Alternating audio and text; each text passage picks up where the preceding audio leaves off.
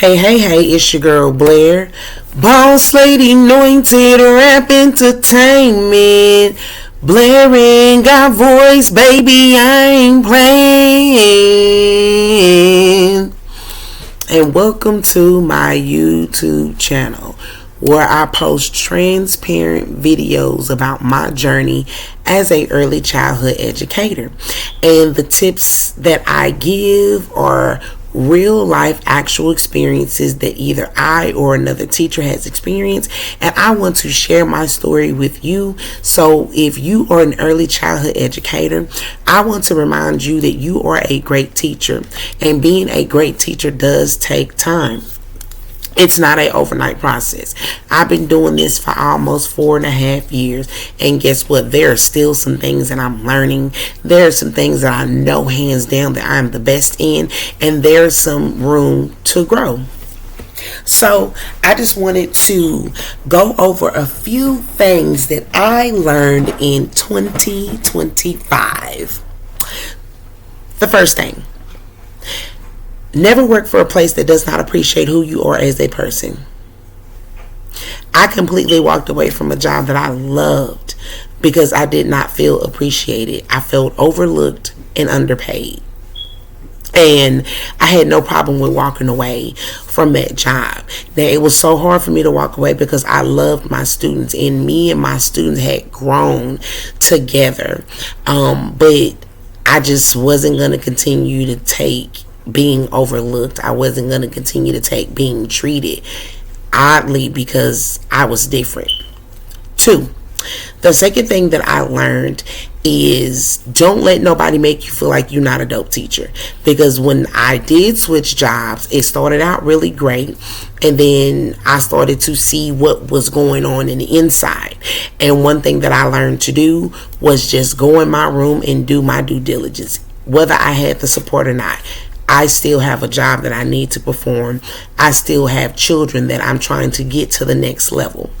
And it amazes me because no matter what upper management said, when those parents came into my classroom and was so excited to tell me about what their children were doing that they were not doing prior to me getting them, is amazing.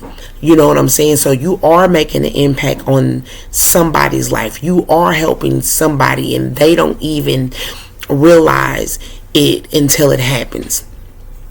The third thing, which is a really, really big thing for me: take a break for your mental health. And let me tell you something. I took a week off of work. We were understaffed. I didn't give a damn. I needed to take a break because my mental state was not in a good place. I was overwhelmed. I was tired. I was frustrated with a lot of things, and I needed to take a break because I felt like I was not giving my children their best. I was not giving my best. I would come home extremely stressed out that I had nothing left for my family, and it's not fair to my family that I go and give all that I give to this job, and then I come home and don't have nothing to give to them. Because let me tell you something, just being real, raw, transparent, and honest, if you were to die, God forbid, but if you were to die and you were a dope teacher, they would have your job back on the market, and they would already try to have somebody to fill that space that you once occupied. So take the break. Take the break. I didn't even have sick time, and I think I did, I just didn't use it. But I didn't care. I was like, I am not going to allow myself to be extremely stressed out, to be to the point that I cannot give my best to my students, because that's not fair to them. So I took a break. And I had to hit the reset button. And when I came back, I was renewed. I was reminded, girl, you are her. You are a dope teacher. Don't let nobody tell you that you're not a dope teacher. Because, and then this is just a side note. If y'all let the terrible teacher stay, what is the incentive for the good teacher to want to stay around? When y'all have a teacher that y'all should have fired a long time ago, and y'all giving chance after chance after chance after chance after chance after chance after chance.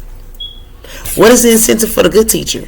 that actually does her job, that actually nobody has to tell her what to do. She goes in and she cleans and she takes care of the kids, and she makes sure that the kids are not doing what they're not supposed to do. Like, she's doing the lesson plan, she's following the schedule, she's making accommodations for those challenging behaviors, and she's trying to follow and trying her best not to ask anybody to come in her room because she doesn't want to seem weak.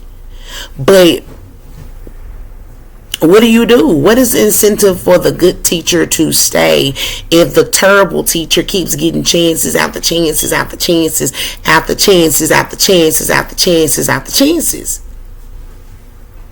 So, whenever you need to take a break because work is overwhelming and you just need to take a break and you probably feel like you want to choke somebody, take a break. Because that's exactly what I did. And I promise you, when we took a break, we were understaffed, and I could have cared less if we were understaffed. I needed a break for my mental being.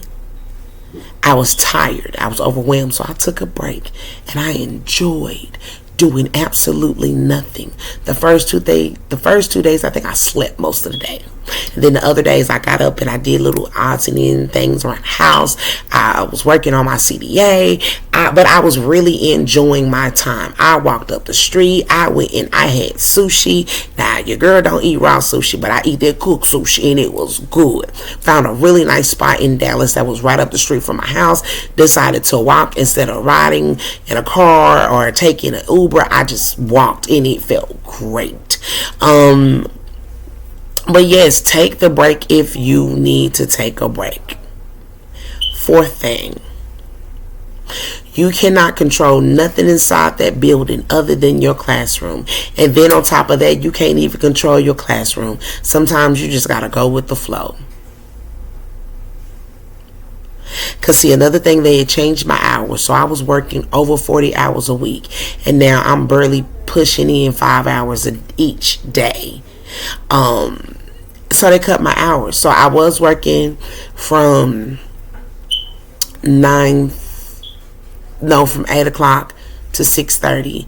Given on the days that my daughter had dance class, I was gone by 4. But now they have it to where I'm working only from 6:30 to 12. And I'm not doing no tripping. I'm cool with that. Because I already got some other things lined up to make sure that that what is missing, I can still supplement with other things that I'm doing. So, and then they had the audacity to fire a girl and then ask me if I wanted to go back full time. And you know what my response was? No. Because I'm not going to give y'all the chance to, I'm not going to give y'all the chance to cut my hours again and then I'm back to square one. No, keep me from 6:30 to 12:30, which works out in my great, because I'm able to set the tone for my children when they come in the classroom, and the tone is not already set. I am the tone setter. So it gave me a chance to work the full classroom routine with my kids and get them to where they need to be. So these are just some of the things that I wanted to share in 2025 that really helped me as a early childhood educator. Go get your certification. I'm currently working on getting my CDA. This month will be my last month with the class. I'm working on my portfolio book, getting ready, and then after that I get ready for my PD visit, and then I get to assess my classroom. Then I get to take my exam, and then your girl will be official, certified CDA. So I'm so excited for that, because I've always wanted to go back to school for personal growth. That was on my vision board for I want to say 2021. So the fact that I'm able to finish that it's definitely a plus, and it's definitely a pat on the back to me, because this has not been easy. As your girl is almost pushing 40, this is the last year of my 30s. So my body's a little bit sluggish, but I'm getting back to the basics. But yes, I just wanted to share some things that I took away from 2025. As we go into 2026, you will see more videos. I love you, and I love you with the love of Christ, and y'all have an amazing day.